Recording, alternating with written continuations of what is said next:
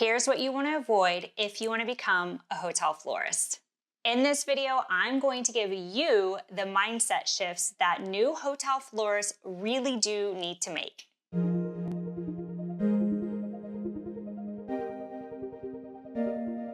If we haven't met yet, my name is Franceska. I am the hotel florist, and I help florists create consistent $5,000 months so they can stop depending on unstable wedding and event income. So here's the thing. A new hotel florist really needs to shift their perspective when there's a few scenarios that come up during the process of actually becoming a hotel florist. Let's start with lack of experience. Right now, your brain is telling you all the reasons as to why you cannot be a hotel florist. And the biggest one I hear all the time is, I just don't have experience. And here's the secret. Neither did I, neither did the person you follow on Instagram, neither did the current hotel florist at the hotel you would love to work at. We all started from zero. So this idea that you need to have previous experience to be a hotel florist is kind of like the chicken and the egg. Like, which one came first, the chicken or the egg? The hotel experience or the hotel experience? So today I want to remind you that as you are pitching to hotels, and I go a lot more in depth in this inside the Hotel Florist Profit Method, you can speak to previous experience. You can speak to previous customer service experience. You can speak to your problem solving skills. You can speak to how detail oriented you are. At the end of the day, you are a florist. You know floral design. You are learning. By the way, we're all still learning. You own a floral design business. And so what are the skill sets that you can bring that supports your floral design business to work with hotels? For me personally, when I started pitching to hotels, I talked about my experience of working in hotels. So of course I owned a floral design business when I approached the hotel, but I had only done weddings and events. And it kind of sucked relying on that unstable event income. So when I sat down with a hotel, I would talk about how I understood their brand standards and how I understood occupancy rate and how I understood ADR and how I understood guest experience and guest satisfaction scores. Like, I spoke hotel language because that's what I could bring to the table.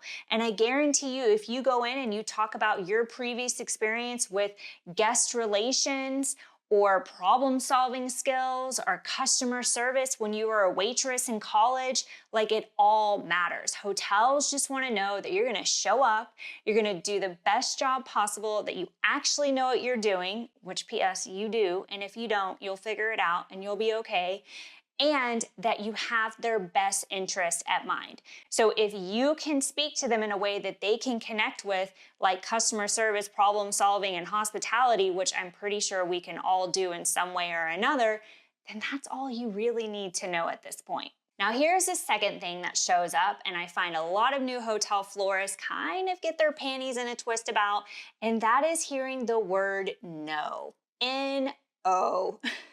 There's something about when we hear that word no that we just kind of like shrivel up and we want to go and hide and just stick our head in the sand. But here's the deal. You're going to hear no. And the great thing about no is it's just not right now. And you need to get through all the no's in order to get to the yes. So when I was first pitching and I was hearing a lot of no's and I was getting really frustrated and discouraged, I started envisioning the no's like this ball pit. So let's all pretend that we're kids and we're at some really fun place and we're diving into the ball pit, and every single ball we're picking up says no. What do you do with it? As a kid, you don't pick up the first ball and go, I gotta leave the ball pit, it says no on it. No, you're like, well, screw that. Like, let me try another ball. Okay, another ball. And then one day you pick up a yes. And you're like, heck yeah, look at me, guys. Look, I found yes. Like, you're all excited about it. So we need to remember that at the end of the day, a no is nothing personal against us. It doesn't mean we don't know what we're doing. It doesn't mean that we're never going to be successful. It just literally means not right now. And the other thing with no is that you really do have to trust in the power of the buyer. So just because they say no today does not mean that they're going to say no tomorrow. It does not mean that somebody else isn't already watching you, planning to work with you, having you on their vision board. Like, hey, what's that one florist? Yeah, we need to reach out to them. So trust the power of the buyer. Stop being afraid of and or taking the word no so seriously, and get into that ball pit and take apart the balls, find all the no's so you can finally get to the yes. All right, flower friend, if you are loving this video as much as I'm loving creating it for you, please let me know down below.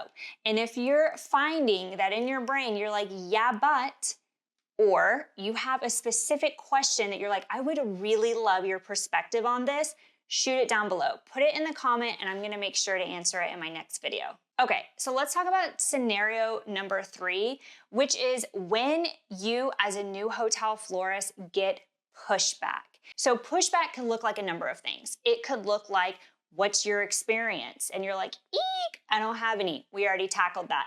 It could look like, can I see your portfolio? And you're like, eek, because we don't live in circa 2005. Like, you can create a tab on your website, like you're gonna be okay. It could be, we got your proposal, but we don't agree with your numbers. And you're like, eek. There's a negotiation and you're like, oh no, I don't like negotiation. I don't do numbers. I'm really bad at math. You could have like a whole panic attack. So when you get pushback, what I love about this opportunity is it shows you all the little areas in your business that are ready for boundaries, are ready for you to value your values, are ready for you to do things differently. And so pushback, again, is not a bad thing. This is nothing personal. No one is coming after your character. Nobody is going to paint a bad light about you and ruin your business. It's just pushback. It's just a different perspective. It's just a question. It's just a different need that maybe you don't understand or you haven't thought about. It's caught you off guard.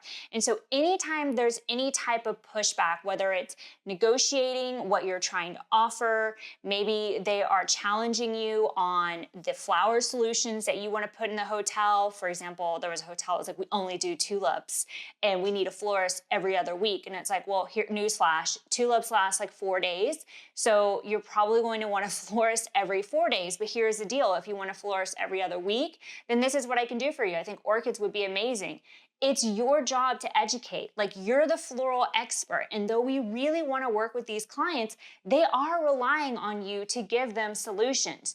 Just like the guests that are going to their hotels are relying on them to bed bug free beds and an amazing experience and make sure the room looks like exactly what the marketing photos look like. So don't forget that you are the expert. You are the floral designer. You know what to propose and why, and if you don't, learn. I've got a really great course about it. And finally, scenario number 4, which is how to handle competition in the industry. Look, competition is a really great thing. And let me tell you what. When there is competition, that means that there is demand for your service. And when there is demand for your service, believe me, there is plenty to go around. But if you allow negative Nancy thoughts in your head telling you about how it's already been done, who are you, how can you do it better, guess what? You're not going to do anything. But if you can turn those thoughts into good feeling thoughts, into, you know what? I am unique. I am my brand. I can create a new spin. I haven't seen this done before. I have a different vision. Then you are freaking unstoppable. So competition is just simply that there is enough demand in your marketplace to go around. And the only person that is standing in your way of not getting a piece of that pie is your negative Nancy viewpoint on things. So I want you to remember that your thoughts equal your results. And you might be like, well, that's very trendy to say, and I'm gonna prove it to you.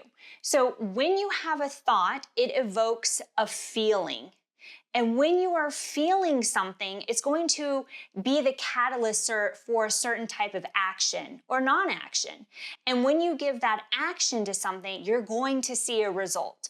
And so I want to encourage you, instead of letting competition really fog up the windshield here as you're driving down the freeway trying to create consistent income in your business, I really want to encourage you to remember, like, who the heck you are and why you got into this business in the first place, and nobody is you. And imagine all of the innovators and the people that you look up to and the leaders and the artists that you really enjoy consuming and being part of. For example, if you drive a Tesla, it's like, thank you, Elon. Thank you for giving us like a decent car these days. Remembering that somebody had to go first, somebody had to believe that they mattered, somebody had to believe that they could do it differently and better, despite competition, because competition just showed them that there was a demand for their thing and that it was time to go and actually take action on what it was that they were desiring to see the result of. If you're a new florist and you have really enjoyed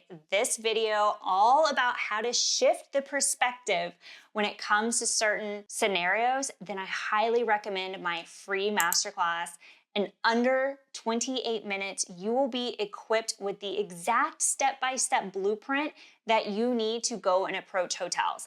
And honestly, if you're feeling really fired up right now, this is the perfect time to go and watch that masterclass to truly work on your perspectives, to really work through those negative Nancy thoughts on competition and how you don't have experience, blah, blah, blah, and go and watch the masterclass and actually start taking the steps and building those $5,000 months so you can stop depending on unstable wedding and event income. And if you found this video super helpful, very empowering, like, okay, thanks for the call out, but I'm so grateful for these perspective shifts, then let me know down below. And if there's a question or a feeling or a self-doubt just creeping in your mind, like, hello, Nancy, we need to start charging you rent, then drop the question down below and I'm gonna make sure to tackle it in my next video.